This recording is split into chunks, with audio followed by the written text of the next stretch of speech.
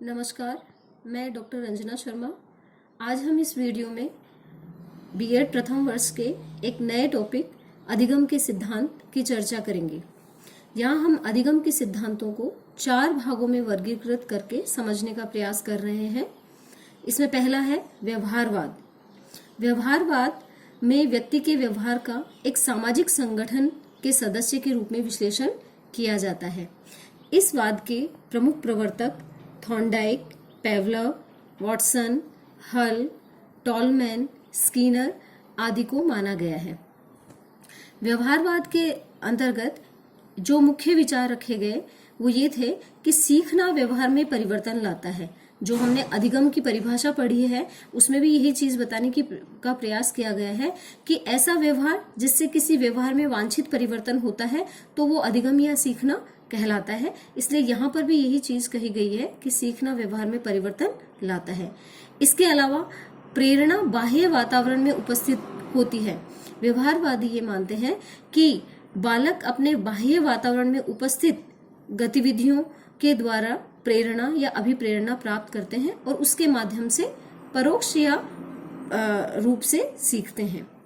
बालक में वांछित परिवर्तन लाने के लिए शिक्षक अनुकूल वातावरण का निर्माण करें। ये महत्वपूर्ण चीज व्यवहारवादियों ने शिक्षकों के लिए निर्धारित की है कि शिक्षक अगर बालक में अधिगम विकसित करना चाह रहे हैं और वांछित परिवर्तन चाहते हैं तो उन्हें बालक के लिए उसी प्रकार का अनुकूल वातावरण पैदा करना चाहिए। इसके साथ ही जैसे स्किनर, थॉर्नडाइक वगैरह ने कहा है कि पुनर्बलन बालकों के भविष्य की गतिविधियों को सुनिश्चित करता है। इसलिए एक अध्यापक को समय समय पर बालकों को पुनर्बलित करते रहना चाहिए। वह सकारात्मक और पुरस्कार के रूप में, वह दंड के रूप में, जो दंड बच्चे के लिए उपयोगी है उस रूप में बच्चों को सिखाते रहना चाहिए। इस तरह से व्यवहारवाद विचारधारा के द्वारा बालकों में परिवर्तन या उनको सिखाने की बात कही गई। व्यवहारवाद के अतिरिक्त जो दूसरा हमारा अधिगम का सिद्धांत है वो है संज्ञानवाद, कॉग्निटिविज्म इसे कहा गया है। इसके अंतर्गत इसके प्रवर्तक थे जीन पियाजे, कर्ट लेविन इत्यादि।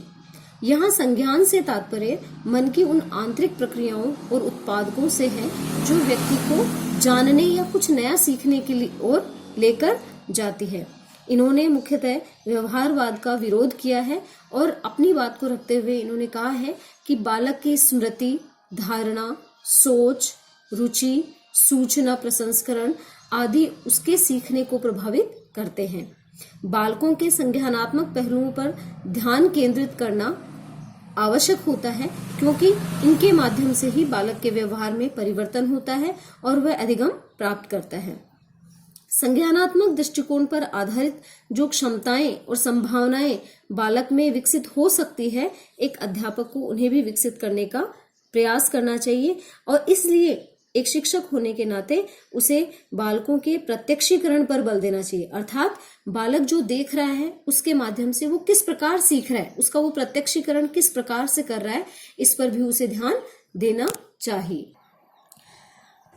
अधिगम का हमारा तीसरा सिद्धांत रचनावाद के रूप में जाना जाता है, जिसके प्रवर्तक ब्रूनर और लिव वायोत्स्की को माना गया है।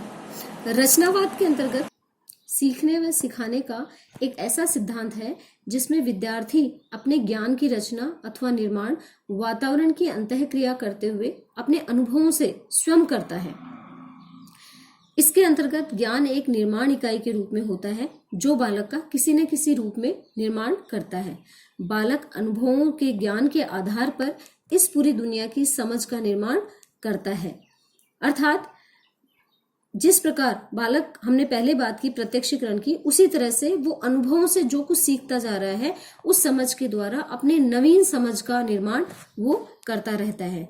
अतः शिक्षक के द्वारा सामाजिक पहलुओं को उचित स्थान देते हुए बालक को शिक्षा देनी चाहिए या उसे अधिगम करवाना चाहिए। इसके लिए हम एक उदाहरण ले सकते हैं। जैसे प्राथमिक स्तर के बालकों को अगर हम मेजरमेंट या जिसे मापन कहा जाता है सिखा रहे हैं तो वहां हम अगर उन्हें एक समस्या इस प्रकार से देते हैं कि आप एक मफलर, एक टेबल का मापन कीजिए, तो ये समस्या देने से पहले हम उसे स्केल या पैमाने का प्रयोग किस तरह से किया जाता है ये सिखा दें, और फिर इन दोनों में उन्हें अपने आप समझ विकसित करने का या समस्या का समाधान करने का अवसर दें। तो इस तरह का जो शिक्षण है, अधिगम है, वो रचनावाद के अंतर्गत आता है। इसके बाद में जो अंतिम वाद अधिगम सिद्धांत के अंतर्गत आता है वो है समाकृतिवाद। समाकृतिवाद या गेस्टाल्टवाद एक प्रसिद्ध थ्योरी या सिद्धांत है जिसके प्रवर्तक कोहलर, कोफा, वर्दमीर को माना गया है।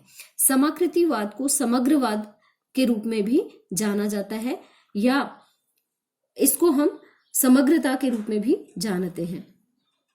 इसके जो प्रमुख विचार है वो है समस्या की प्रकृति का संपूर्ण आकार में अध्ययन करना। ये यहाँ पे कहीं पर भी शिक्षण के उस सिद्धांत को नहीं मानते हैं जहां अंश से पूर्ण की ओर जाने की बात या सूक्ष्म से स्थूल की ओर जाने की बात कही गई है, बल्कि इनका मानना है कि समस्या की प्रकृति को पहले पूर्ण रूप से समझा जाए और फिर उसका अध्ययन करने का प्रयास किया जाए। यहाँ सीखना धीरे धीरे ना होकर अचानक होता है। इन प्रवर्तकों का मानना है कि कई बार व्यक्ति के अंतर्दृष्टि या उसकी सूझ अचानक उसे सीखने के लिए तैयार कर देती है, अन्यथा वो कई समय तक इस समस्या के पीछे उलझा हुआ रहता है, लेकिन अचानक कभी ऐसा होता है कि उसमें एक अंतर्दृष्टि सूझ विकसित होती है।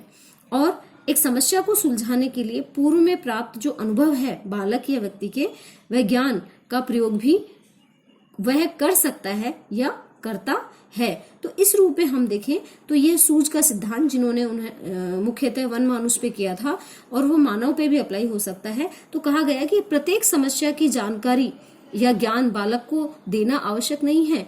कुछ ज्ञान या अधिगम या सीखना उसे स्वयं भी अपने अंतर्दृष्टि के द्वारा हो जाता है और यह उसकी अंतर्दृष्टि उसके पूर्व के अनुभव या ज्ञान के प्रयोग के द्वारा संभव होती है। इस प्रकार से हम देखते हैं कि ये जो चार वाद है ये अधिगम के सिद्धांतों के रूप में निरूपित किए गए हैं, जो किसी न किसी रूप में अलग अलग तरीके से बालक के सीखने को प्रभावी बनाते हैं। धन्यवाद।